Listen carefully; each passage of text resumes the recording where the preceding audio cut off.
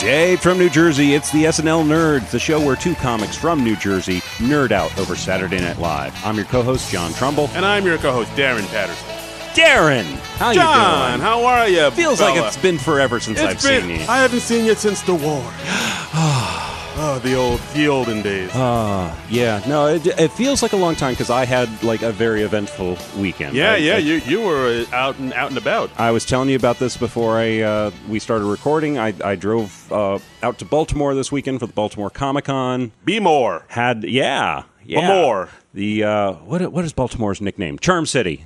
I went to Charm City. I thought they were called, wasn't it called like Murder Capital or something? I don't think they advertise that as much. No, I mean I was a big fan of Homicide: Life on the Street. So yeah, Gotcha. I do associate Baltimore with lots of murders. I thought they had to call it like Bulletmore, Murderland. Bulletmore, that's catchy. I could be wrong. I like that. I don't know. Somebody, Stringer Bell, holler at me and let me know what you call it. Let me know what it's actually called. But anyway, I went to the Baltimore Comic-Con, which I mentioned last week, and I had lots of fun there. Yeah, far out. How was it? It was cool. I moderated some panels. I met Jonathan Sheck from That Thing You Do, and which is one of my favorite movies, which I just found out you have not seen. I shamefully have not seen That Thing You Do. Yes. I am publicly shaming you on this. And as soon as I said that, you looked at me like your whole perception of me changed. I know you would love that movie. From what I know of your taste, I really think you would like that movie. Yeah, I don't want to oversell it, but yeah, I mean, I don't know why I just haven't seen it. I just saw the trailer. I was like, oh, that looks cute, and then I just never saw it. It didn't grab me. But if you're saying it's going to grab me, I will let it grab me. I think it's going to grab you, and I also think a little bit less of you as a person now. That's fair. Yeah. But you know, it's a fun movie. It's sort of, if you're a Beatles fan, you will like that movie, and if you're a Beatles fan, you will like the movie that we are talking about today. I am so good at transitions. Segway King. Segway King. Segway King. This week we are talking about the television movie The Rutles, All You Need Is Cash, which is a Beatles satire, a Beatles parody. Yes. Parody, mockumentary. Yes, a mockumentary. Done before Spinal Tap. Yes, came out in March 22nd, 1978. That's right. And it sort of originated, it has an SNL connection. Yeah, the film was written by Eric Idle and directed by Eric Idle and Gary Weiss, or Weiss. I think it's probably Weiss. Weiss, who was Gary Weiss was the director at Saturday Night Live.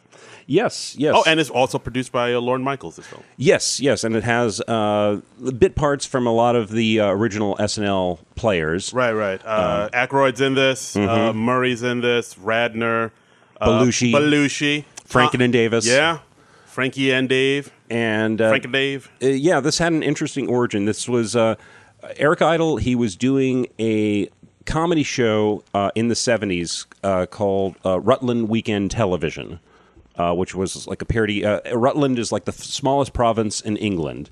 Oh. And there was a guy who was on the show, Neil Innes, who was he would write songs for the show, and then sometimes Idle would write sketches around the songs, or Innes would write songs for the sketches. Right. So they'd sort of inspire each other in reverse that way. And he wrote this one song called "I Must Be in Love," which sounded really Beatle-y. Oh, okay, that makes sense. And so they did they said, well, let's do a Beatles parody, and they did they called themselves the Rutles because it was Rutland Weekend Television. And so that was what it was. So instead of John, Paul, George, and Ringo, we had Dirk, Stig, Nasty, and Barry. Yeah, exactly. Cool names. Which was fun. And this ended up with Idle showed this clip from Rutland Weekend Television when he hosted SNL sometime in like 77 or 78, and they decided to expand it out into like a full-length special. Okay, so all the guys that were playing the Rutles, they were from the original. I watched the original clip this morning. I found it online, and it was mostly the same people. It was still Neil Innes as Nasty, the John Lennon type character. Right. We had let me get the cast list. Well, Eric Idle was Dirk, of course. He was Dirk in the final McCorkley. movie, but he was the George equivalent in the original Rutland Weekend television sketch. And Dirk McCorkley and Barry Wham, who was the Ringo Starr. Yes. Whose full name was Barrington Womble. Yeah. Let me get the the cast and the crew up here. We had John Halsey as Barry Wham. He was in the original sketch. And in the TV movie, we had Ricky Fattar as Stig O'Hara, who is the George Harrison equivalent. Oh, okay. And a funny thing about this movie, I think, is because George was the quiet one. Right. And he was the one who got into the Indian mysticism. We have an Indian guy playing Yeah, I noticed that too. It's like the part what? of George, and he has no lines in the movie. I noticed that too. It's He like, never speaks. yeah, I mean he sings when everybody else is singing. But Right. yeah, the guy that plays the George Harrison equivalent, Stig O'Hara, he doesn't say anything in this entire movie at all. And it's never commented on. It's Yeah. It's just a nice subtle joke. Yeah, it's like one of those things like I didn't get until like after the movie. I was like, oh wait a minute. Oh, I see what they did. Yeah, and you don't really notice it until they. Well, they call him the quiet one, and Yeah. Barry was the noisy one. Yes.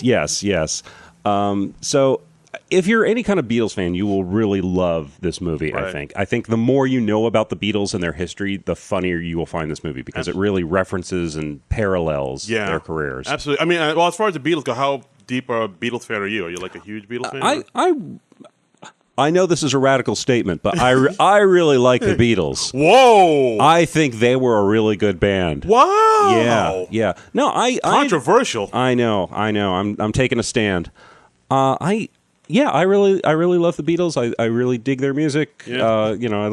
I dig their groovy tunes. Man. I know they were groovy. They were fab. Yeah, right. Right on. And they call the Rutles the prefab. Prefab Four. Yeah. Yes. But yeah, I mean, I got into the Beatles. I'm a huge Beatles fan too. Like, I got into them kind of like a roundabout way. Like, growing up, I knew about their hits, and I always thought they were fine. I think like when you were a kid, like you just kind of grow up hearing these oldies hits, and you just kind of don't really listen to them. But then I got into them more like in college, because like in college I was listening to more like classic rock and more alternative rock. And then I was huge into Beck at the time. Like I really loved Odelay, Midnight Vultures, and Mutations, and all that. I was like, oh, this shit's amazing. Yeah. And then it's kind of hack, but like I really got into the Beatles through when I listened to Sgt. Pepper. And then like I listened to it, and there were a couple of songs in there that was like, wow, this kind of sounds like something Beck would do, or like, oh yeah, this is like, I think it was especially that end where it's like all kind of these noisy nonsense sounds, after a Day in the Life. It's like, oh, this sounds like Beckish. But then I went back and then I listened to Revolver, and then especially that's the last song, Tomorrow Never Knows. I was like, yo, this sounds exactly like something Beck would do. These guys were making all this type of music. They ripped Beck off 30 years early, right? It's like I hope that. I hope Beck made a call about this. That's funny. But yeah, then I just got more and more and deeper into the Beatles, like, Rubber Soul and, Hard Day's Night and, Get Back and, Let It Be. And then, like, I was just a diehard fan. Yeah. I mean, it's great. I mean, the Beatles are one of those bands that pretty much everybody loves. Yeah. I feel like there are some people that say they don't like the Beatles, but I don't know. I feel like people who do that are just trying to be, like, cool and different when they I'm an iconoclast. Yeah. I don't like the Beatles. I actually had a couple people at my last job who were like, "Oh no, I don't like the Beatles. I think they're bad." And I was just like, "Really? What's wrong with?" It was kind of like you saying, "Oh, I haven't seen that thing you do." Yeah, I was like, I don't own a TV. Yeah. Wait, look, hey man, I genuinely haven't seen the movie. I will watch that thing you do if it'll repair our friendship. Okay. I don't want this to divide us. Like Tom Hanks, he's hosted SNL a lot. Maybe that could be our tangential connection. Yes, fine, fine. But yeah, when people say they don't like the Beatles, like. I always in my back. You like them a little less, right? Yeah, it's like, dude, whatever band or musician you think is better than the Beatles, I can guarantee you that person loves the Beatles. Yeah. So get off your high horse. Yeah, exactly. You dumb bitch. Or, yeah, just I say that in my head. I don't. Dumb bitch. Man or woman. I say that. But yeah, it's just a little weird. The Beatles are just a given, and like, I mean, I was born like after they broke up, right. But like the Beatles are like always around. Yeah, they're just you just grow up with them. Even though I wasn't around for Beatlemania, I still of them. Like the songs play on the radio. Like the music is still love the Beatles. Got all the albums. Yeah, me too. Watch the movies. Hard Day's Night, Help. Yeah. Oh my God. Actually, I don't think I've ever seen Let It Be. The one where it's like in the studio and where they're breaking up and all that. Yeah, you see I remember seeing that, like, and you sort of saw some tension between like Paul and George, where like they were like kind of I'll play whatever you want, or I'll not play. Whatever you want. Hey, I'm just saying, I just want to play.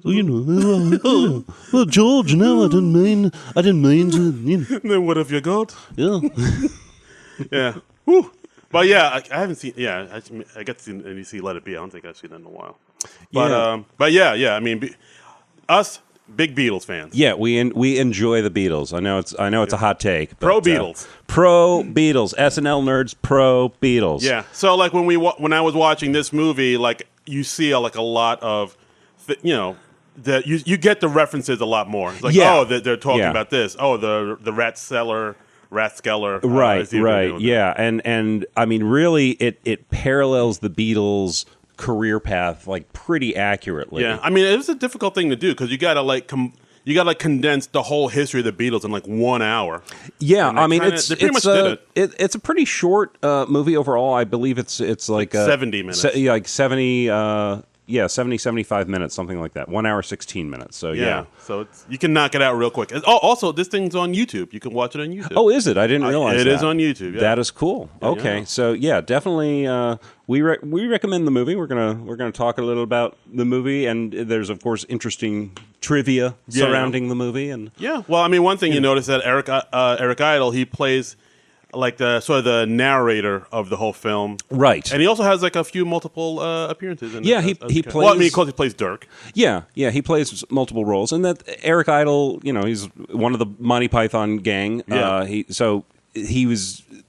would traditionally play multiple roles in television shows in very quick succession. Right. And so it's cool. You see how versatile Eric Idle can be. Yeah, very, very much so. And he's also the narrator, and he's sort of telling the story about the Beatles. And of course, it opens with like a tracking shot of like him walking along the sidewalk and like the camera moving.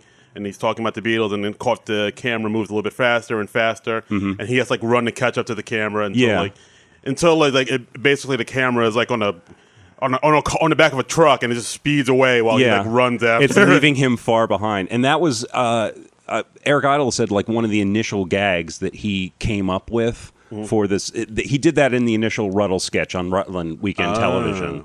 Of course, he was like doing it down a British Street. They reshot it for the SNL special. So like a lot of stuff from that Rutles. It was just a quick thing. Like I watched the segment.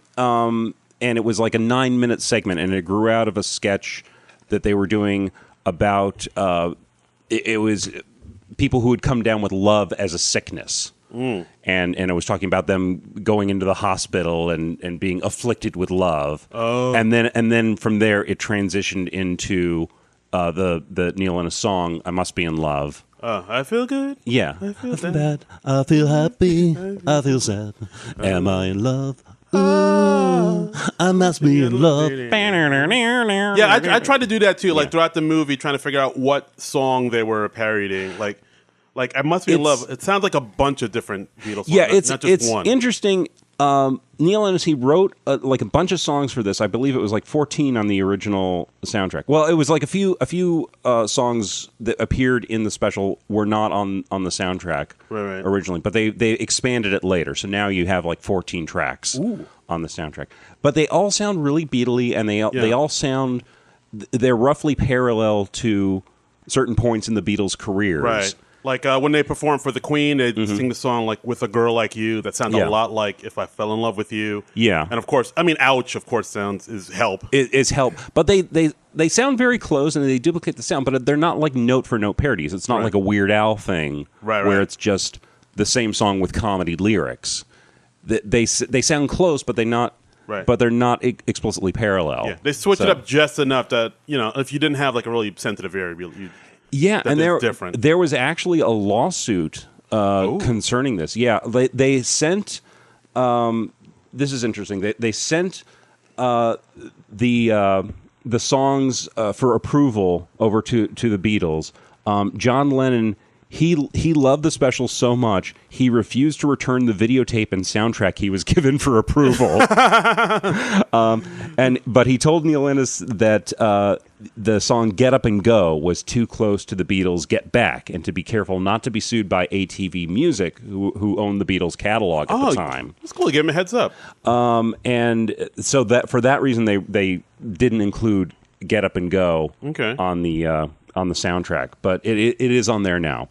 But and that is probably the closest sounding one. That sounds really close to Get That does Back, sound I a think. lot like. But I also like another thing I liked about this movie. It's like as far as like wardrobe and looks go, they pretty much get it exact. Like with the when they did the rooftop performance on Get Up and Go, like they were wearing pretty much the exact same outfits that the Beatles wear on their their final live performance. I think they were in the same location, or they were at least in a location that looked very, very close to where the Beatles did the rooftop concert. Right. Which I think that was just at the top of the studio or something like that. Yeah, it was the top of Apple Studios, I believe, or the Abbey Road Studios, maybe. Or I believe so. Yeah, it was Abbey Road. Maybe. Okay, I think so. But instead of Abbey Road, they called it Shabby Road. Yeah, things like that. Yeah, there's wordplay throughout, and they do a nice job with duplicating the looks with the wigs and the wardrobe and all that. But yeah, it was good stuff. And I mean, you also have like a lot of Monty Python humor within this. Yeah, like one thing I noticed, like they talked about the fifth Beatle with a guy named Leppo. Yes, who's a friend of Nasty's from art college, and he's like the parallel to Stu Sutcliffe. Right. Who was the original bassist in the Beatles and then left early on. Right, and it said like Leppo, he couldn't play guitar, but he knew how to have a good time. And in Hamburg, that was more important. Yes. Like a lot of like quick little like Python-esque lines were littered throughout this movie. And the interesting thing is the fellow who plays Leppo, Ollie Halsall, he's identified as the fifth Rutle. He was the fellow who provided the singing voice for Eric Idle's character of Dirk McQuigley. Oh. Okay. So that was them giving him just a little cameo in the movie as like a little tip of the hat. Oh, nice. Everyone else does their own singing and playing. Oh, no. So the guy playing Stig and Barry, they're like musicians. They were actual musicians as well as actors. I had a feeling about that because I didn't recognize them from anything else. But like, and I looked them up on IMDb, and it just seemed that they were just musicians, and not actors at all. Yeah, and the fellows who were the Rutles, they got together later in the 90s. In 1996, they did an album called Archaeology, which was playing off the Beatles anthology. Oh. And they did some other Beatles-type songs and also some old Neil Innes songs that they gave like Beatles-esque treatments to. Okay. And that's interesting. I wouldn't say it's as essential as the original soundtrack album. Gotcha. It doesn't like parallel the Beatles stuff as closely. But, it's a fun bonus. Okay, I hear you. Oh, and another character that was in this movie, Leggy Mountbatten. Yes. Who I guess he was like their George Martin. I took him as more as their Brian Epstein. Oh, you're right. Yeah, because they talk about how he sees them in the equivalent of the Cavern Club. Right. And they're talking to Leggy's mother. And they're like, well, what did he like so much about the Rutles? What did he like their music? And she's like, oh, no, he hated their music. Well, what did he like about them? Well, they had very tight trousers. They were quite tight. They left nothing to the imagination. And it was, oh yes, I see. Okay. Yeah. And he's trying to move on quickly, and it's like, no, you could see everything. Yes. Okay. And later they're talking to another fellow about the Rutles, and they were like, well, I love the trousers, of course. Oh, Dick Jaws. Yes. I love the names used in this movie. Like, yeah. That actor did a really nice job, Dick Jaws. Dick Jaws. That's just a great name. It really is. Dick Jaws. It's just fun to say. Dick Jaws. And he's like, well, I love the trousers, of course. Of course, I've been in the garment industry, and I'd seen some inseams, and these were smashing. And it was just so much fun. That was an actor called Barry Cryer, according to IMDb. Right. He was really good. I believe he was like a British comedic actor. But Leggy Mountbatten also wrote a book called A Cellar Full of Goys. Yeah. And the real life Brian Epstein wrote a book called A Cellar Full of Boys. Talking about like the original Beatles and how he See that discovered them. That went right by me. Shit. It's like, yeah, you can go deep with this stuff, man. Yeah. Like George Harrison actually let Eric Idle see a lot of footage from a film project called The Long and Winding Road, right? Which was just like this documentary film project about the Beatles, and it eventually became the Beatles anthology, the right TV documentary that came out in like the 90s. But this was like in the mid to late 70s, so a lot of people hadn't seen this footage. Ooh. So he's actually parodying stuff that hasn't been seen by most of the general public. Yeah, that's so people are like, I don't know, I guess. I don't know. It was kind of funny. Speaking of George Harrison, I didn't even notice that he was in this movie until like the credits came on. Yeah. And I was like, wait, what? And then I rewound it back. I was like, oh yeah, of course yeah. It went right by me. George Harrison's in this film. Yeah, George Harrison has a fun cameo, and he's made up as another interviewer. Right. And he's made up as to look like an older guy. He's got a fake mustache, glasses, and grayed hair, right? Which the real life George Harrison did not have at that time. Right. And he's interviewing Michael Palin, who's also in this thing. Yes, ex-Python Michael Palin. Well, I guess he's still a Monty Python. Once you're in Python, you're in. You're in. That's right. You're a Python for life. Once you're a jet all the way. Yes. He appears like later in the movie, and also Ron Wood from the Rolling Stones shows up. As a punk rocker. Yeah, we have two Rolling Stones in this film because Mick Jagger gets interviewed throughout this whole thing. Mick Jagger is in this film getting interviewed about the Rutles, and he's obviously basically just talking about the Beatles with the names changed. Right. And Jagger has this grin on his face throughout the whole thing. Jagger is having the time of his life. He's in on the joke. Yeah. He's just like, oh, well, we're quite eager to have the Rutles write a song for us because they were known for the hit-making potential ability. And, and they sent us a song, and it was rubbish. Yeah, it was terrible. We never did it. We never recorded it. And Jagger is so funny in this movie. He gets a lot of play in this thing because they go back to him quite a bit. He's having a ball. I mean, it's just Jagger being Jagger. Mm-hmm. And also Paul Simon's in this thing too. He's one of the talking heads in this. Yeah, which I mean, he goes back with Lorne Michaels a long way. He's been a long time friend of his, and it gives it some verisimilitude where they're talking about the Rutles. What the fuck did you say? It's very believable because you have those real musicians talking about the fake musicians in the Rutles. Verisimilitude. I need a minute. Verisimilitude. I know that because of the Superman the movie. That's a long story, but I was like, you floored me with that. I never. I love that word. It's a fun word to say. Verisimilitude. All right. Well, somebody took their SATs. All right. Yeah. Fancy fella. But we also have Bianca Jagger in this, who is Mick Jagger's wife at the time, I believe. I'm not sure when exactly they were married. I remember more when Mick Jagger was married to Jerry Hall in the 80s. But she plays Dirk's wife, Martini. Oh yeah, I like this. And you see her. You see like sort of a romantic sequence between the two of them, and she seems more or less indifferent to Dirk. Yeah, that's a fun. I mean, because that's towards the end of the movie where they say. Mm-hmm.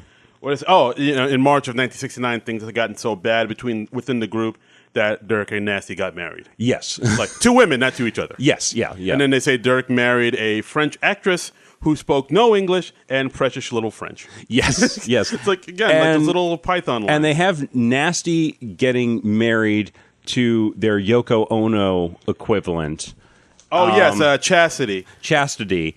And they dress her up as a Nazi. Yes, because Chastity was a simple German girl whose father had invented World War II. Yes, and she was an artist. She was in the Pretentious Gallery. Yes, and it's such an audacious bit of parody. It really was. Yoko Ono, not well liked by Beatles fans. A lot of Beatles fans believe that she was the one who helped break them up. Yeah, that's a thing. She and John were so into each other. They were around everywhere. Like John insisted that she be in the studio with them because he didn't want to be apart from her, or he didn't want someone else to steal her away while he was away making music. Yeah. And I mean, people still say to this day when a woman comes in between a band and their members, it's like, oh, it's a Yoko. I mean, they cut to Jagger and they're like, well, what went wrong with the Rutles? And he's just like, women.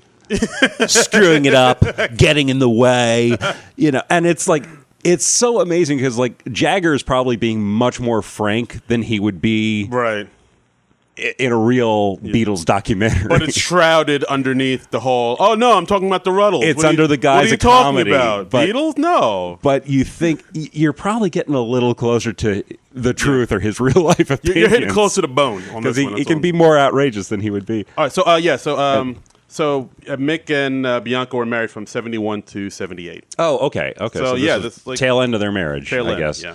And the amazing thing is the woman who plays Chastity, Nasty's wife, the Nazi lady, although they never actually say she's a Nazi, but she's wearing Nazi. She's in an SS uniform and wearing a swastika. She basically looks like Hitler without the mustache. If it walks like a Nazi and talks like a Nazi, it's a Nazi. But the amazing thing is the woman who played Chastity was the same actress who played Leggy Mountbatten's mother, Mrs. Iris Mountbatten.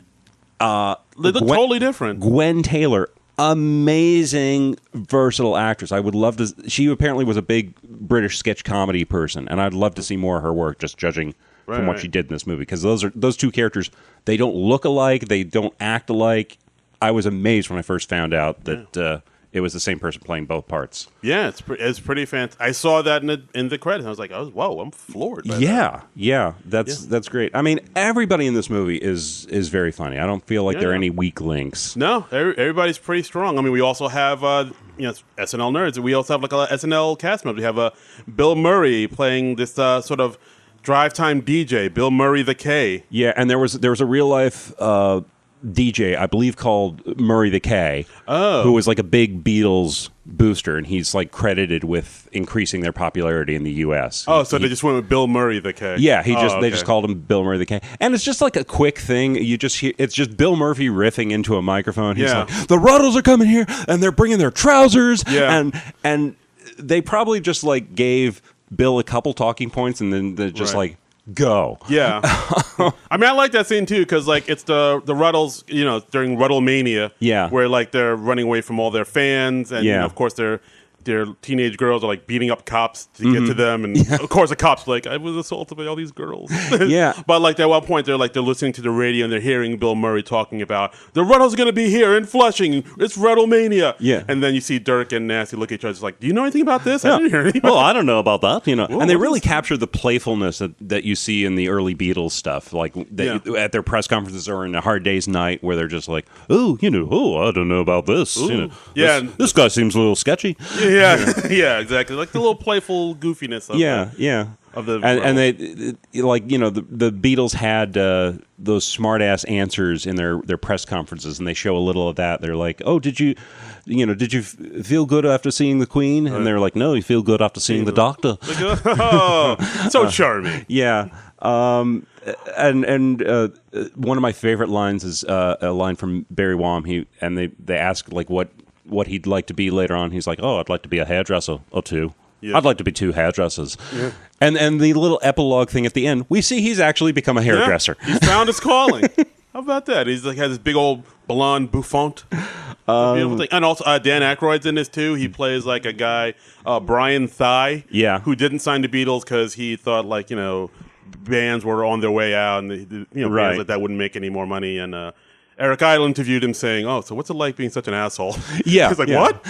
Because there was like this record executive who infamously turned down the Beatles, and he said like guitar groups are on the way out. Yeah. And I mean, in hindsight, that looks pretty foolish. Womp womp. Just like, you could have had the Beatles. And you were like, no, I don't think anybody's going to like this. Sticking with this Turtles band, whoever that guy signed or whatever. Right. I mean, who knows? And of course, there's another scene where they try to find the origins of the Beatles. Mm-hmm. So they went to New Orleans to find out how expensive it is to make these documentaries. Yes. And so we went down to New Orleans to find out about the blues, which is black music played mainly by whites. I love that line so much. I mean, that's great. That's edgy. And they're talking to these old African-American character actors. Oh, yeah, like, Blind Lemon Pie. One of the blues. Yeah, and then he's like, oh, no, I was inspired to become a musician by the Rutles. Right. Oh, you didn't get into music until later? And he's like, no, you want to talk to Rotting Orange Peel. He's the guy. And then they talk to him, and he's like, "Oh yeah, I inspired everything about the Rutles." And then his wife is next to him, and she's just like, "You're lying! Stop your lying!" He's always like, I always says, every time they make a documentary about some white musicians, they always come here, and he always takes credit for it. Took credit for the Everly Brothers, took credit for Lawrence Welk. Yeah, and then Eric Idle's interviewer, he just goes, "Well, it seems like this was a totally wasted trip," and he just goes, "Still, it's pretty, isn't it?" Yeah, I like the opening scene of that where they said I'm standing here by the banks of the Mississippi, and he's by an actual bank, the First National Bank, and then you realize, oh wait, no, I probably meant to be in the other banks. Yeah, the interviewer is a fun character because he just keeps making all these weird errors or these. He's trying to clarify what he's talking about, and he's not doing a very good job of it. He goes off on weird tangents, and it spoke to me. I relate to it as you don't say. Yeah. But yeah, it was good. And also about the there was one part I also liked in the when they interviewed the Blind Lemon Pie, the old blues singer. He said, I worked for the railroad. I was influenced by the Rutles, so I went and became a musician, and I've been starving ever since. Yes. Just quick little lines like that. It's just very, very sharp writing throughout.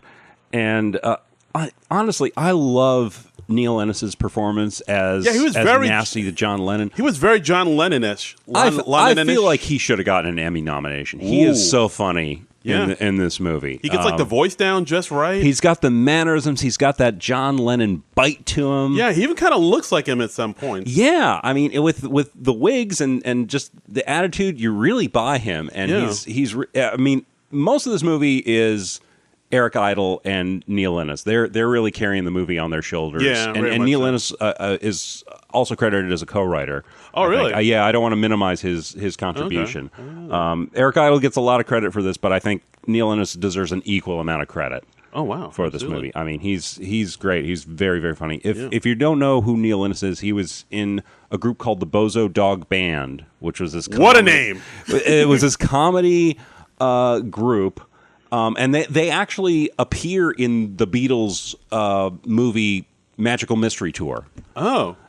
So he had this weird Beatles connection. Wow, a lot of direct Beatles connections. I know there's all this weird crossover between the Beatles and Python, and they were friendly with each other. Yeah, I mean, I know George Harrison was definitely tight with the Mighty Python folks. Yeah, because he financed Life of Brian. Right, absolutely. I mean, Harrison was a big comedy fan. He was a pretty funny guy. He had a nice dry wit. Yeah, too. very much. So. I mean, like I said before, I am a huge Beatles fan. I think earlier I kind of. Because everybody said that they have their own guy, I'm a Lennon guy, I'm a whatever guy. I think I was a Paul McCartney guy, but as I got older, it's no, Harrison is my guy. Yeah, Harrison. I just like how he's just like you say, he has that dry sense of humor, and he was just very introspective, and there's something about Harrison. He was very thoughtful. I was no, that dude's my dude. I like them all. I think if I had to choose, I would probably be a John Lennon guy. Oh, yeah, because he's the rebellious one. He's the just rebel. Just like you. That's just like me. Just like me. I'm a loner, Daddy. I'm a rebel. You don't want to get mixed up with a guy like me. But he's. Yeah, Lennon's just fun because he's just got this great wit. I love watching him in A Hard Day's Night, where he's just got these little zingers. Yeah, and he just seemed like a witty guy. He might have been a bit of an ass in real life at times. I've heard some things. Yeah, things were third, but who among us hasn't been an ass at times? Yes, we've all had our ass moments. Yes, absolutely. We've all assed out. Yes. Huh? We actually also have Lorne Michaels in an acting role in this. He's a sleazy merchandiser. He's early on, probably 20 minutes in. He's this guy. He's we're gonna do all this Rutles merchandise, but he's not. That him. He's not quite as recognizable because it's young Lorne Michaels. Oh shit! I gotta go back. He's not the silver fox of today. Yeah, he's not that. He's all brown and shabby on top. Yeah. He's a little hippified still. Yeah, doesn't have the snow on the roof. Yeah, exactly. All right, I gotta go back. That totally went by me. That's a Lorne Michaels scene, baby. Whoa, and he's trying to convince Leggy Mountbatten about. We're going to do the Rutles pillowcases and stuff. Yeah. All you have to do is say, we got a deal. And Leggy just goes, we've got a deal? And he's like, great! Yes. I got to go back. And another line I like that's because they kind of recreated the Shea Stadium scene in from the Beatles, but in here they call it Che Stadium. Yeah, which of course is Che. Che, which of course was named after the Cuban guerrilla leader Che Stadium. Yes. And it's interesting because like certain sequences in the movie, they supplement with like real life Beatles footage. Like they have real life footage of the fans freaking out and stuff. And it really works because it makes the movie look like it's a higher budget production than it is. Yeah. It gives it a little more scope and all that. So the Beatles had to give them permission to use that footage, of course. Of course. And so did Apple. But it that's right. Apple. It really worked.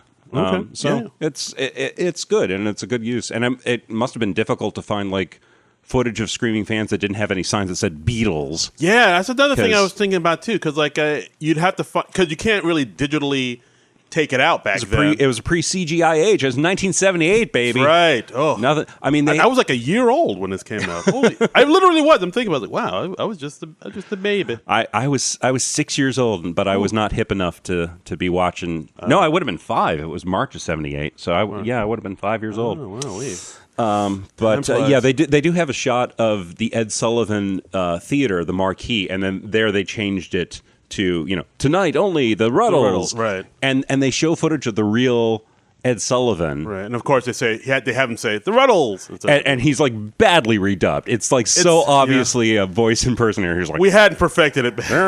Well, tonight we have some these young lads, and we've never seen the fuss like them. Please welcome the Rutles. It's that bad, exactly. and the lips movement don't match, of course, but it works because it's just a few seconds, right? I mean, but they recreated the legendary Ed Sullivan performance pretty well. Like when they bounced around and they sung. Please hold my. I think the song was "Hold My Hand," which sounds a lot like "All My Lovin'." Yeah, and a little bit of like "Please, Please Me." Yeah. Like a lot of the songs, they sound almost like mashups between 2 or more Beatles songs. Yeah, and very much so. And like during the lawsuit that came about through whoever was holding the rights to the Beatles songs at the time, Neil Innes had to testify. He was like, "No, I didn't listen to any Beatles songs when I was composing these. I just like worked on my memories." Wow! Of the Beatles songs, and that was all from memory. Yeah, that's all the more impressive. I mean, I guess when you're a musician, you can pick stuff out like that. Yeah, like, we do this Beatles type lick, and I mean, I guess you have to have the ear for it. And that's probably a better way to do it because that probably ensured that he didn't get too close. Yeah. Oh, yeah, that makes sense. So you're not like totally copying off it. You're just I mean, he wasn't trying to do it note by note, but it was still like a judgment went down. Some of the song credits read like Lennon-McCartney Innes because they judged that some of them were like a little too close. Wow. So they're getting like the real life Beatles are getting chunks of those royalties from these parody songs. So they're getting money off of parodies of their songs. Yeah, that's amazing, right? That's bonkers. I wonder, does that work for like when like Weird Al Yankovic does a parody? I guess not. Well, he always gets permission from the artists. Oh, I see.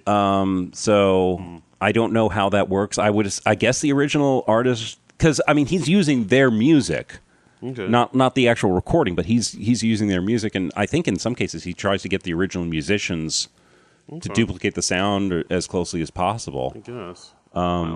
So I guess the original artist would get a chunk of that, but I'm not sure what all the legalities are. Huh. Interesting.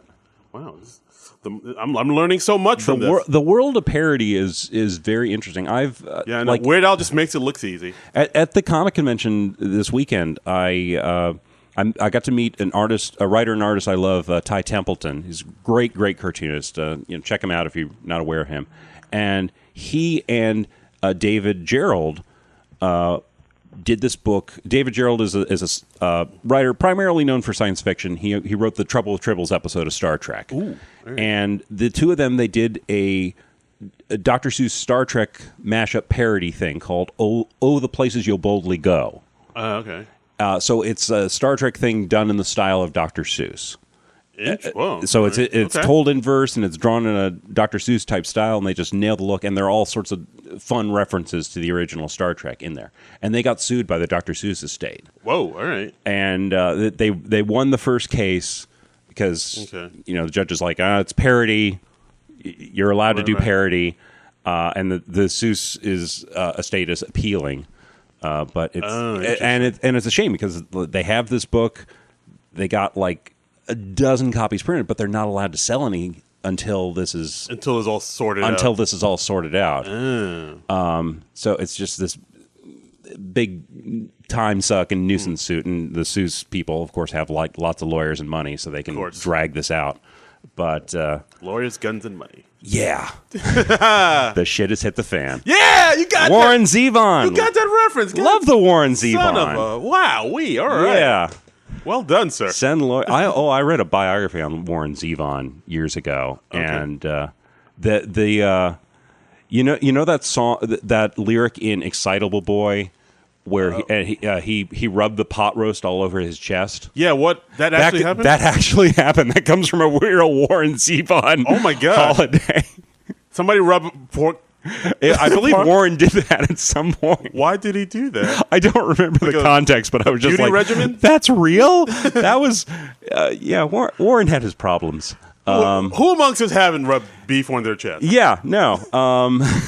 Let he who has not rubbed. And if you're going to have a lyric from Excitable Boy be a real thing, that's the lyric, yeah. Because there's a lyric later on that is quite problematic. Yeah.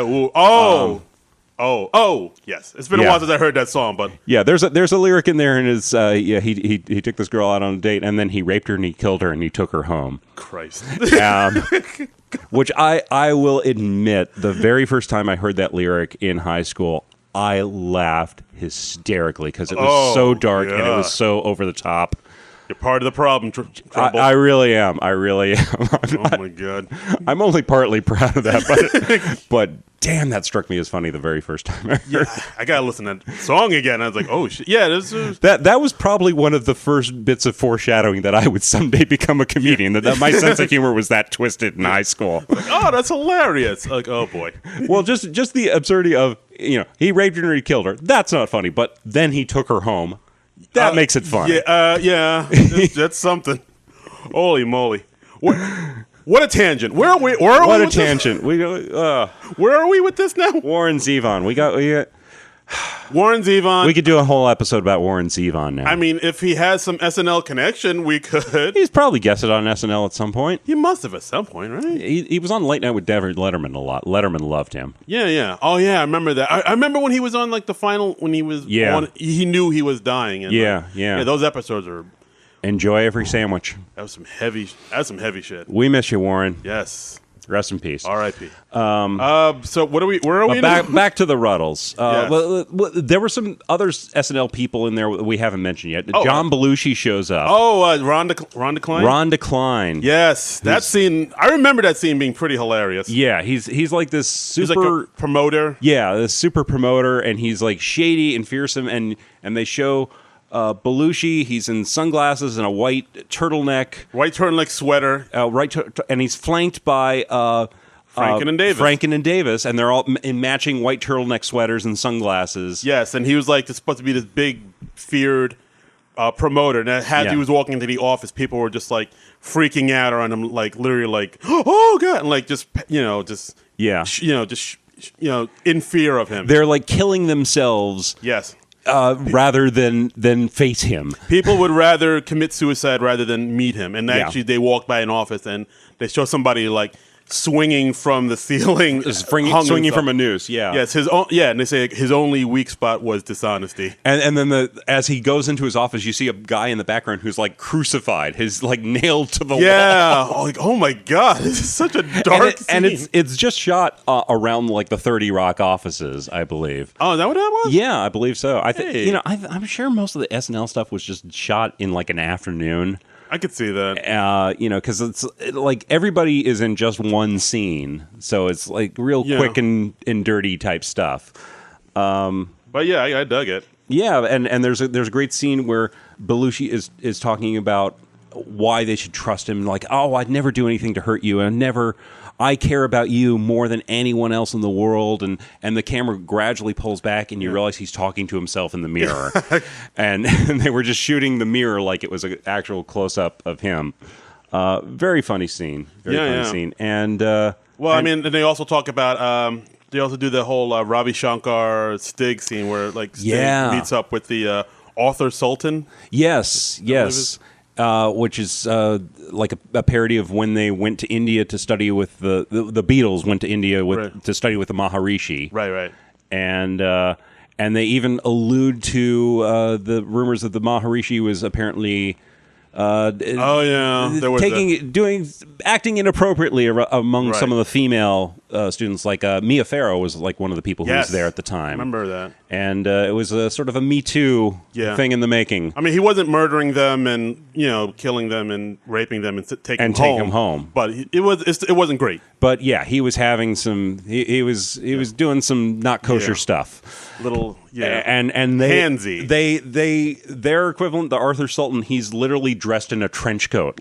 He looks like a flasher. Yeah. I mean, so it's like sort of subtly, and you see him like sort of like trying to get handsy with one of the female people there. One of the female students. Yeah, that was rough. And also they talk about Leggy. I think they say like how he.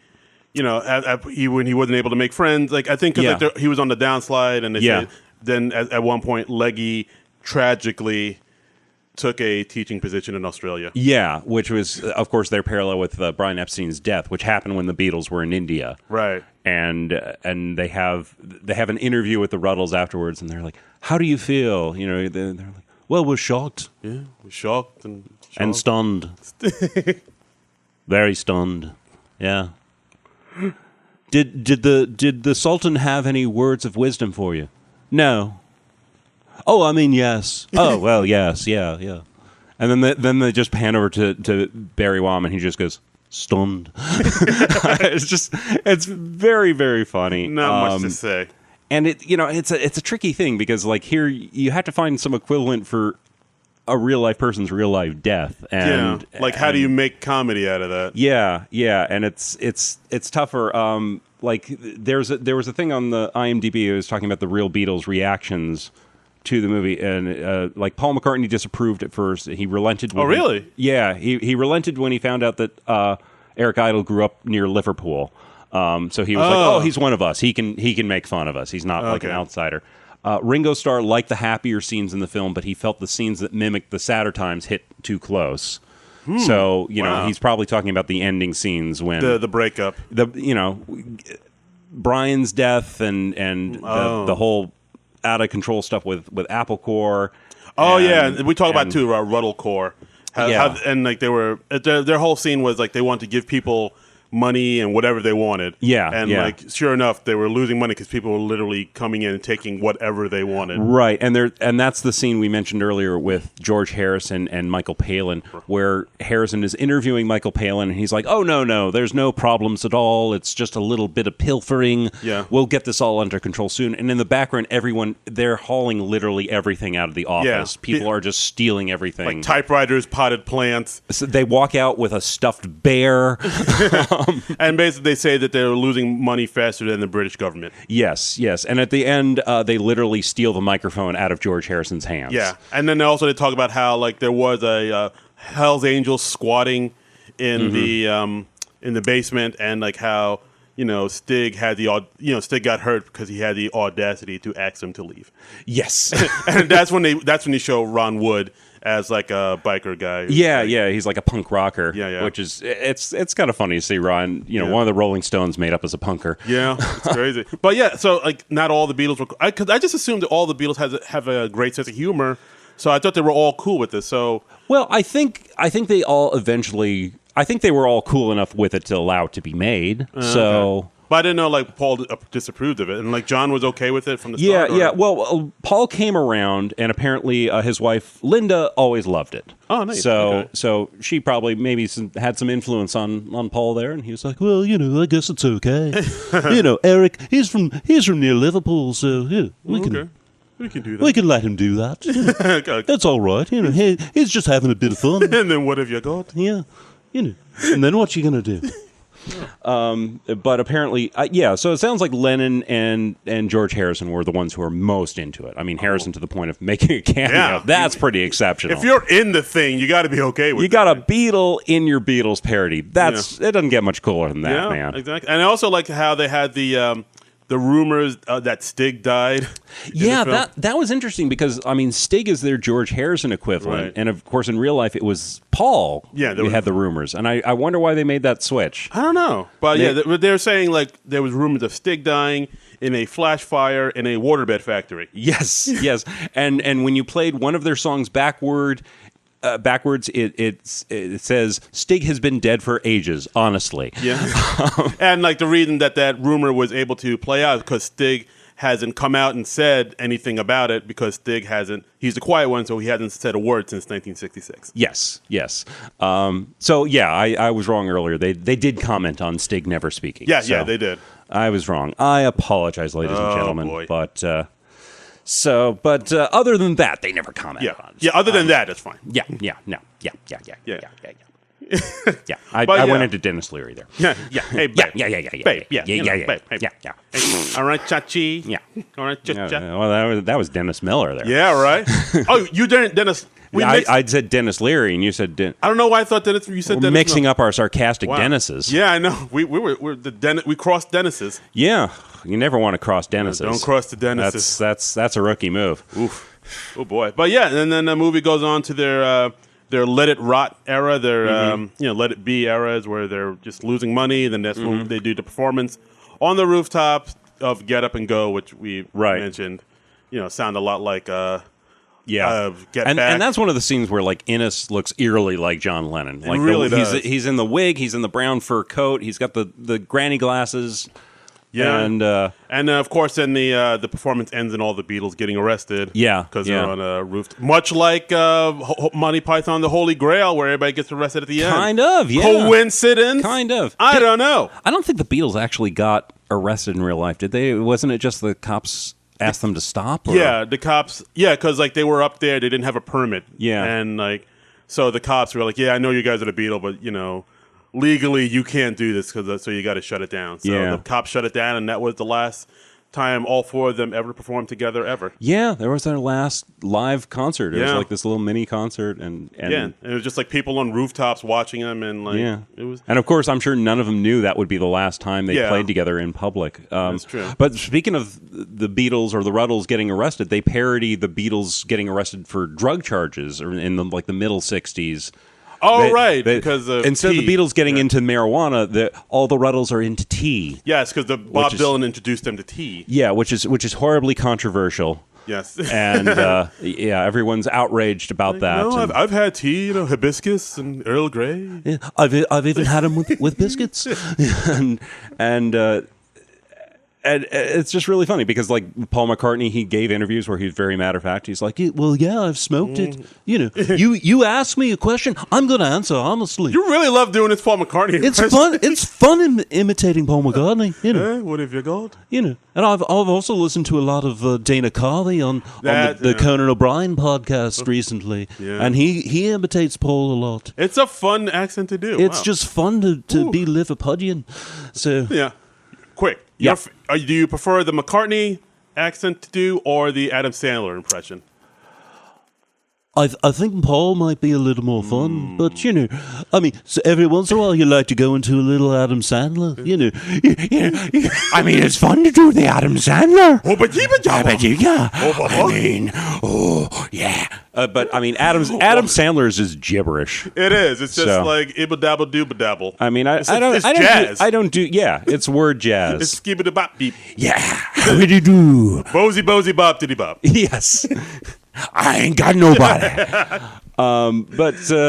What was I talking about? I was talking about I don't even know anymore. The Beatles, the Rutles, they get into tea. Yes. And at one point, Nasty claims that they're bigger than Rod. Yes. Instead of God. And everyone takes that as he's bigger than God. And then it turns out no, he was actually saying they're bigger than Rod Stewart. Right, because the interviewer was hard of hearing. Because the interviewer was hard of hearing, and Rod Stewart wouldn't be popular for another 8 years. Yeah. Which is just, of course, parody of John Lennon saying that, we're bigger than Jesus right now. Right, we're more popular than Jesus. And in the mid-'60s, he probably wasn't wrong. Yeah, it's one of those things but like back then, if you say, I mean, even now, if you say something like that, people will want to, burn you in effigy. It was literally record burnings. Yes, after John Lennon said that, and he had to come out with an apology. He was like, I didn't mean that we were bigger than or better than Jesus or any of that. I was or like just God of the thing. It's just like we're more well known than Jesus in pop culture. I guess he was referring to, but like it just got taken the wrong way, and people got all up in arms. They got in a tizzy. Yeah, they got their panties in a bunch. But, because they had all those Beatle burnings, I bet all those old Beatle records are a lot more valuable now. Because there are a lot less of them around. Yeah, that's very true. So I guess it helped in a way. That's right. That's right. Yeah. And, the thing that amazes me about this movie is they really made it at just the right time. Right. Because it was still a couple years before John Lennon was murdered. I was thinking that too, because I was like, "Oh, is this like?" Because I forgot that it's like John Lennon got murdered like in the 1980. Yeah, 1980, December of 1980. So so like I was thinking, oh wait, are they going to refer to John Lennon getting shot and killed in this movie? But I was like, oh no, this came out before, so John Lennon was still alive. This was when and they have the nasty character become a recluse. Right. Oh yeah. At the end, like the band breaks up and they go to each character. And I guess that was a parody of because John Lennon was still in his house husband phase at this point, where he like didn't make any music for like 5 years, I think it was.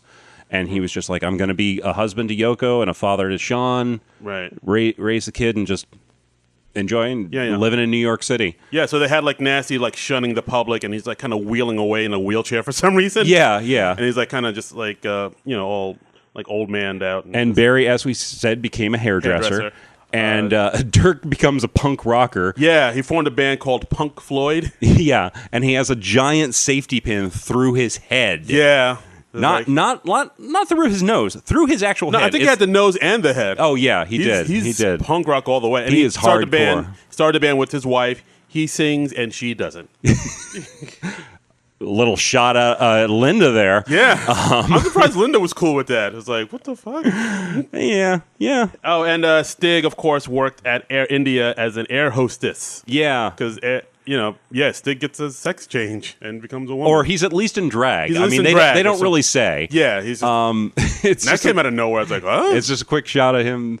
But I guess that's just a parody of how deep George Harrison went into all the Indian transcendentalism and the Indian sitar music and stuff like that. Yeah, and at the very end, we have another SNL character, Gilda Radner, comes and does an interview with Eric Idle's character. Yeah, that's a great scene. That's just a great comedy scene. You can just pull that out of the movie. It works beautifully. Yeah. So she was like a woman on the street, and he wants to interview her. At first, she's very reluctant, and then he gets very forceful, and then she kind of goes on this rant about like, oh yeah, of course I know who the Rutles are, and then it's pretty funny, it's pretty hilarious. It's great. She's just like, oh no, I don't know who the Rutles are. Tell me who the Rutles are. No, I don't know who and he finally slaps her, and then she gives this whole long monologue about the Rutles. It's like a Wikipedia entry. Yeah, it's like, oh wow, she does. They were 4 young mop tops from Liverpool, England, who blah blah blah blah blah blah. They set the toes of the world a tapping with. Yes, with their 4 non-Jewish. Non-Jewish. She just slipped that in. It's like, whoa, what? It's just out of nowhere. Because that was very important that they were not Jewish, apparently. Exactly. And at the end, of course, the interviewer, Eric Idle, he's on Shabby Road. Yeah. And like the camera pulls in, and it pulls in really close, and it seems like, the camera's like on a car, and of course the car kind of hits and runs into the interviewer, and at the very end of the interviews, in like bandages and his legs in a cast because he got run over by the he's car. Interviewing Mick Jagger from his hospital bed. Yeah, and I mean, obviously he's not, because like it seemed like the Mick Jagger stuff seemed like it was shot. Yeah, I mean, because a lot of times, like when you're doing in-person interviews with somebody, you only have like one camera person, so they'll like shoot the camera. They'll shoot the interview subject. You ever seen broadcast news? This is like a plot point in broadcast news. I'm going to rent broadcast news and that thing you do. All right, I'm going to do it. That's your homework assignment for this week. Yes, Professor. They're good movies. All right. But they'll shoot the interviewer asking the question in cutaways later. Right. And in broadcast news, that becomes like a plot point. I'm not going to get into it because it's kind of spoiler for the movie. But Lost my train of thought. But yeah, so they show Mick Jagger. Yeah, he's interviewing Mick Jagger, and he's obviously not in the same place. Mick Jagger's not suddenly in the hospital. Right. Mick Jagger's in the same place, and suddenly the interviewer's in the hospital. Right. Yeah, I noticed that too. But it's like, yeah, it was a funny way to end it. Just ended with Mick Jagger and. Do you think they'll ever get back together? I hope not. And then just boom, that's it. Then that's it. The end. That's it. It's such a great parody. It's a great parody. I mean, if you're a diehard SNL fan, I would recommend or it. a Beatles fan, or a Monty Python fan. I mean, there's so much good stuff in there. Yeah, good stuff. They have an animated sequence that spoofs the Yellow Submarine movie, and I think they even went to the same animators. It looked really close to it. They call it Yellow Submarine Sandwich. They have a song called like Onions and Cheese or something. Cheese and Onions. Cheese and Onions. Here's an interesting bit of trivia about Cheese and Onions. On a Beatles bootleg, it was actually mistaken for a genuine John Lennon song. Wow. Yeah. It was that good. It was that good. Holy hell. So it was misidentified as like, oh, this is like a lost John Lennon song. No, it's not. It's the Rutles. It's the Rutles, damn you. You dumb twat. Or twat. I don't know. I forget that's what British people call it. I think it's twat. Twat? Twat. Or yeah. twat? I don't know. I don't think I've ever heard it pronounced twat. Twat. Or Pratt? What am I don't Pratt. know. Yes. Yeah, you're thinking of Pratt. If any of our British listeners are listening, call in. Let me know what I'm trying to say. You think we have any British listeners? Yeah, we might go across the pond. Are we international? I think I would think so. Yeah. That would be cool. This travels. This tracks. Okay. Okay. But, I mean, check out the Rutles. Yeah, absolutely. Watch the movie. Definitely get the soundtrack. The soundtrack is amazing. The soundtrack is pretty top notch. If you're any kind of Beatles fan, you want to hear some Beatles-flavored songs, check that out. Yeah, like I actually, I was watching this movie, and my wife was, walking around, watching me watch it, and she was like, "Oh yeah, this stuff is kind of catchy." I think it was, I must be in love. That's a catchy little ditty. It's a catchy song.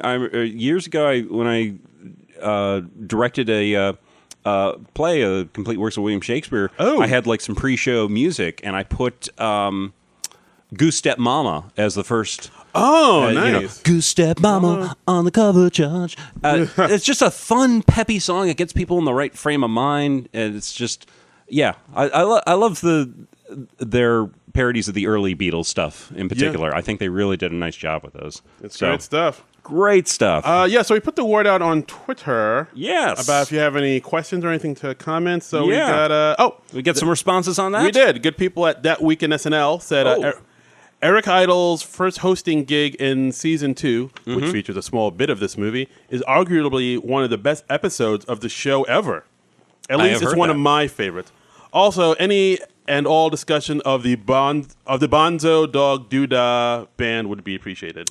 I mentioned the Bonzos briefly. Yes. Did you say Bonzo or Bozo? I thought you said Bozo. I might have said Bozo. Oh, I'm dumb. Oh boy. All right. Also from Bill Brasky, fan of the show, he says Bill Brasky. At Bill Brasky 2620 says the joke in the trailer where Idol is giving his speech to the camera, and then the truck starts pulling away from him and he has to run after it, was later ripped off. Paid homage to ?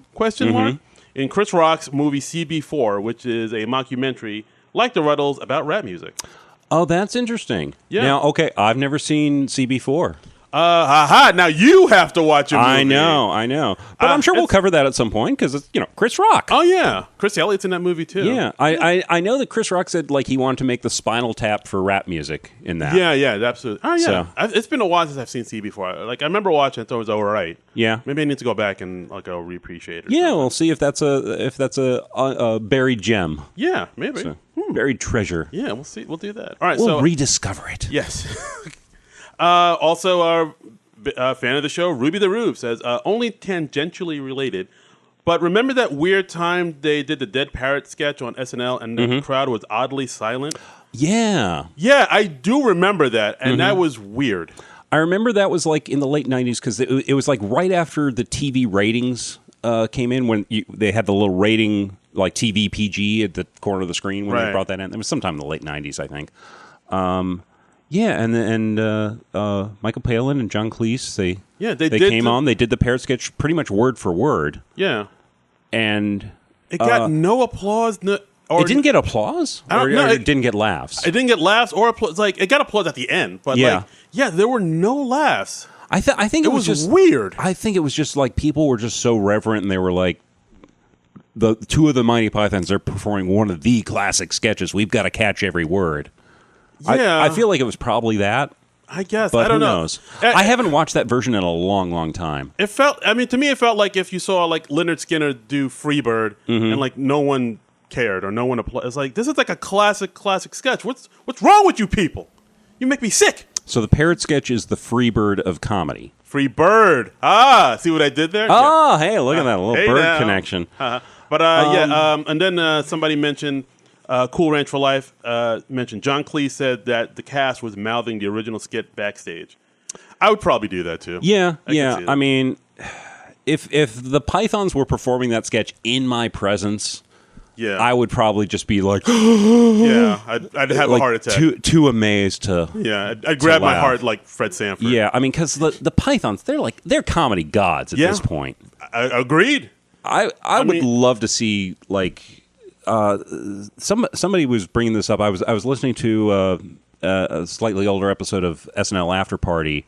They were going. It was their pre-season 45 episode, and one of the guys was saying like, we should have one of the Pythons host the show again before, while they're still around. Right. Like have John Cleese host the show, or that was like what they called their pie in the sky idea. Yeah. But I was like, that would be so much fun. Yeah. Why don't they have? It just seems to have like. I mean, now they have like people that draw in a younger audience, and like now it's like, I don't know if people are going to know who Eric Idle is, and it's like, yeah. I mean, it's too bad. Like Eric Idle was one of those folks who came on the show a lot in the early days, in the early years, and it's like, young people ruin everything. That was a lot of fun. But yeah, then also, wow, a lot of people can commented on. Oh, good! My goodness. The Quiz Monster said, yeah, that was unfortunate. They even had a hilarious new line to the rant. His metabolic process are a matter of interest only to historians, which I like that line. That's a great line. I mean, that's a classic sketch. Yeah. That came out of, I believe it was Michael Palin trying to return a used car. Oh, right. And it was like no matter what he would say, the salesman had an answer. It was like, well, the door flew off when I went over 20 miles an hour. And he's like, well, they do that, don't they? And I mean, that could have been a funny comedy sketch in its own. But the genius of the Pythons is they made it into something even more absurd. Yeah. And it's like returning a dead parrot. That's just inherently funny. Yeah, like why would you return it? Just it's insane. Wow. Well, it was sold to him as a dead parrot. Yeah. So obviously it's want my money back. Yeah. Come on. And Rubio went on to say, apparently the audience wasn't laughing because they were all mouthing along to the lines for some reason. I doubt it, but I'm going to assume it's true so I can feel better. Well, like they did that in when the Pythons were doing like live touring sometime in the 70s. Right. They weren't getting the laughs that they were expecting. Oh. And they looked out at the audience like through like a hole in the curtain or something like that, and they saw like people mouthing the lines. Interesting. It was like they were at a rock concert and singing along with their favorite song. Oh. Like that's what the Pythons were by that point. Wowee. So they were like rock stars of comedy, man. Again, Quiz Monster. Wow, this is weird. Quiz Monster says that would happen at a live Python show where the whole audience was there for Python, not SNL's greater NYC area crowd. The sketch was pretty late in the evening. Maybe they were tired or the musical guests had blown them away. Then Dennis Perrin goes on to say they should have done Cheese Shop instead. Then Jack Wilson said, or Spam. Spam. Those are both good sketches. I think I like the parrot sketch better. Parrot sketch is pretty legit. Let's see what else. But Cheese Shop is good. Yeah, and also Casey Killingsworth said this movie is one of my favorite comedic parodies of anything ever. Screaming into the void said in all caps, what is your general opinion of Monty Python and the times they guested on SNL?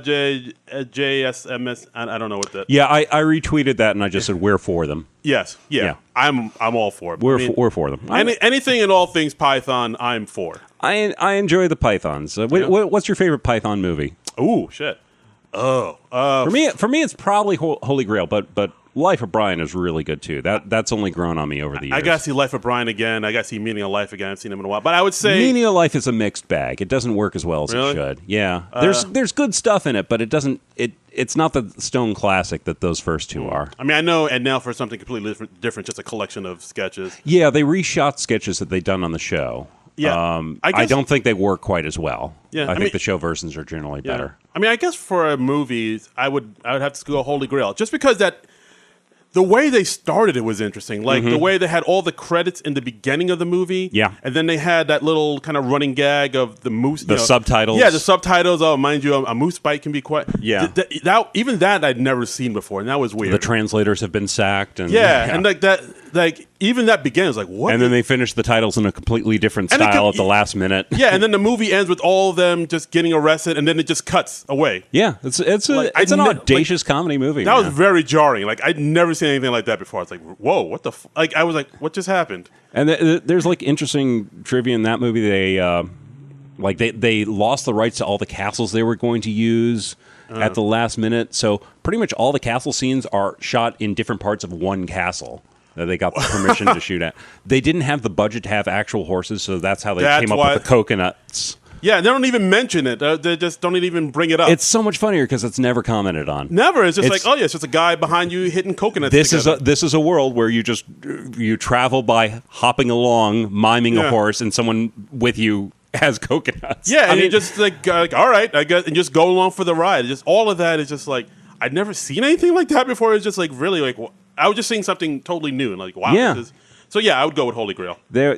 Holy Grail's, and it's great as an introduction to Python. If you like Holy Grail, you will like Python. Okay. And last comment from the Quiz Monster saying, one fact I didn't know until the actor had passed: Leggy Mountbatten was also the guy in Life of Brian who said, "I'm Brian, and so is my wife." Oh yeah, that's cool. Yeah, that's what we got. The Pythons worked with that actor a few times. Very, very nice. And I guess that's the episode. I guess that's about the episode. We did get like another review on the podcast. I got it right here. It's a 5-star review, so thank you very much. This is from Havtak, or is that Haytak? I can't quite. I think it's Haytak. Yeah, it's Haytak. Haytak. And the headline just says "good." Yeah. So 5 stars and good. Good. Yeah. Yeah. So that seems about right. Those don't quite match, but dude, it's 5 stars. It's 5 stars. We'll take it. Let it go. It says, "Love listen to two nerds with big bald bulbous heads, well versed in all things pop culture. Talk SNL." Bulbous. Is he got like a big bald bulbous heads? Is he like a head fetish? I don't know. Why would he say bulbous? I don't know. I don't think either of us have bulbous heads. I mean, my head's pretty big. I don't know about bulb. I don't know if I would say it's big. It's kind of round, but thank you. Yeah, but yeah, I mean, I feel like I got to wear hats all the time. Like, yeah, I don't know. I've never thought of myself as having a particularly bulbous head. It's just an odd word. Bulbous. Yeah. Wow, bulbous. No. Now I have a complex. Now we're gonna fixate on that. Thanks. We got bulbous heads. Thanks for the 5 stars and the head complex. You get. Yeah. So thanks for that.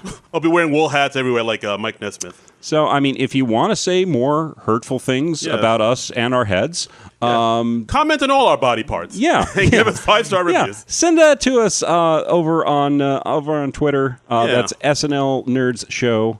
On Twitter. Yes, make fun of our noses, feet.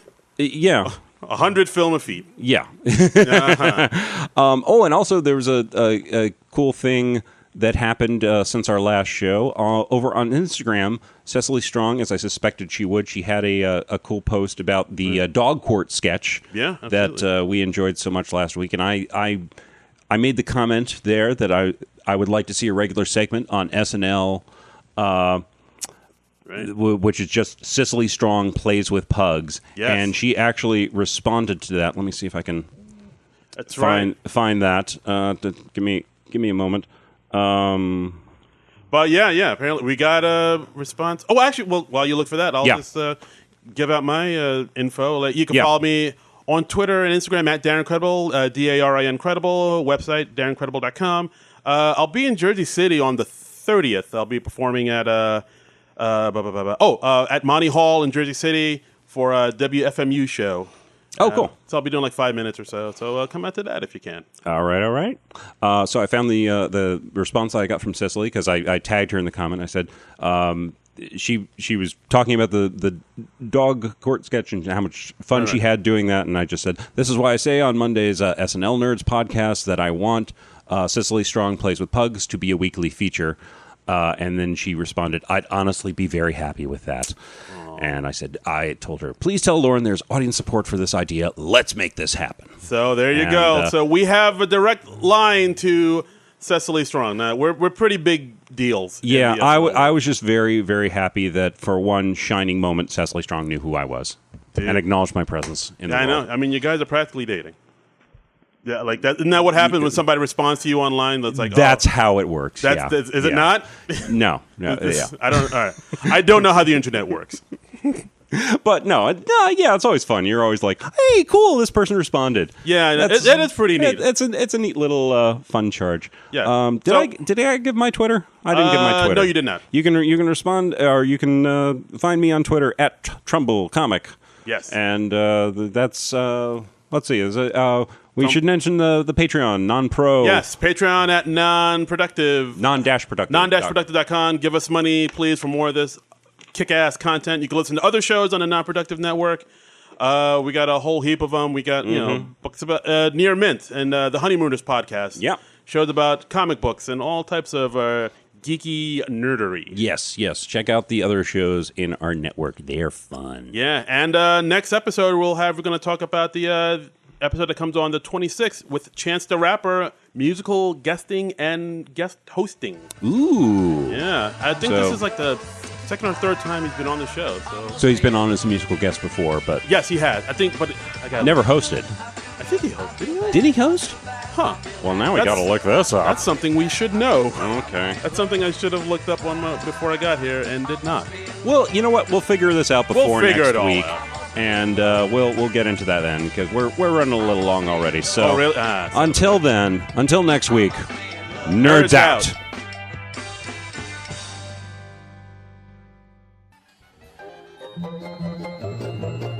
This has been a non-productive media presentation. Executive producer Frank Hablawi.